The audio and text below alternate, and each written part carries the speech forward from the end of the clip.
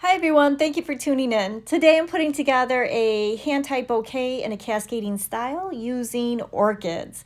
So I'm going to go ahead and prep up all my stems here, and while I'm doing so I just want to take a moment to thank those who are currently following me. If you could also follow, like, subscribe, all that good stuff. It just gives me fuel to move forward. Also, just want to take a moment to say if you are planning a wedding and you want just some advice, I am happy to give that. Free advice is always good. And just find me there on Instagram or Facebook and you can message me, and I'm happy to answer any questions. It's at Orlando Rose Designs. So I have some butter-colored roses. I've got two different styles of orchids. There is some white freesia, and the white freesia actually had like black centers, and I went ahead and clipped those away. I didn't like how the black looked with the color scheme. I've got some green ivy here that I'm gonna trim down to bite-sized chunks, and then I also prepped up some kind of teal colored wheat. I basically brought it in because I like that color. Also, I've got some lamb's ear that I'm going to trim down, and I'll show you a quick trick to prepping up individual leaves that don't have a stem. So sometimes you can luck out and push the wire right through the fabric there if you're working with the artificial leaves. But this one didn't go. So I just kind of cut two little slats on either side. I'm going to wrap my wire around that. This just guarantees that I have a good grip on the foliage, because you don't want to have your bouquet together and then all of a sudden all the leaves fall down.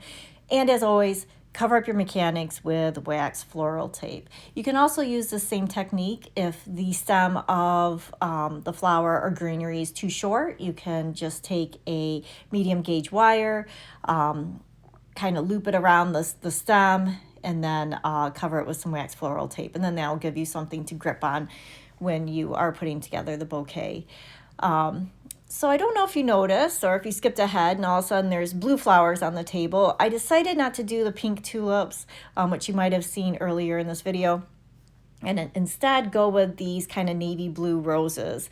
I really like how the shades of yellow go with these blue roses and the teal colored wheat. It kind of gives it a kind of a yin-yang feel to it, where you've got those warm colors against the cool colors, and then the white's going to keep it nice and bright. So just a thought, if your wedding colors or event colors are maybe kind of a steely gray or even like a mossy green, these colors might be really pretty with the dresses. So it's kind of a different color scheme, but just something to think about. So I started off with my yellow roses, and it turns out as I prepped them, I didn't have as many yellow roses as I thought I did. If I could go back, I would add more yellow roses to make that initial crown of the bouquet a little bit more beefier, I guess. Lack of better words there. However, it still turned out really nice. By using just the three roses there, I'm gonna let them kind of spray out a little bit more, so it's a little airy up at the handle, but it still turned out pretty nice.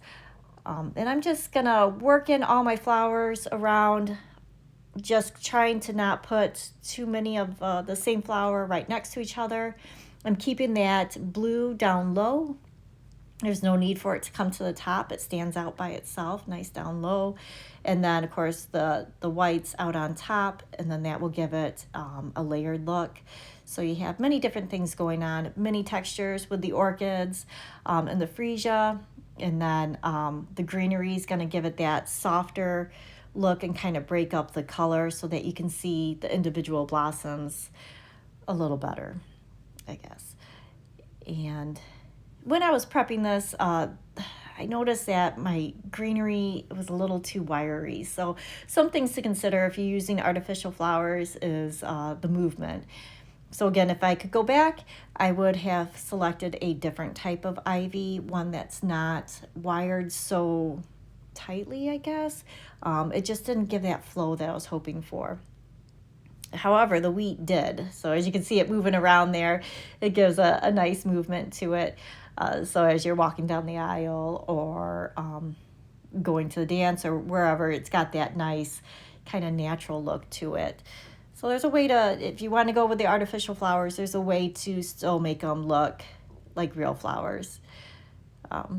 So I'm just going to work in that wheat throughout there, put a little bit down at the top and around the base of the bouquet.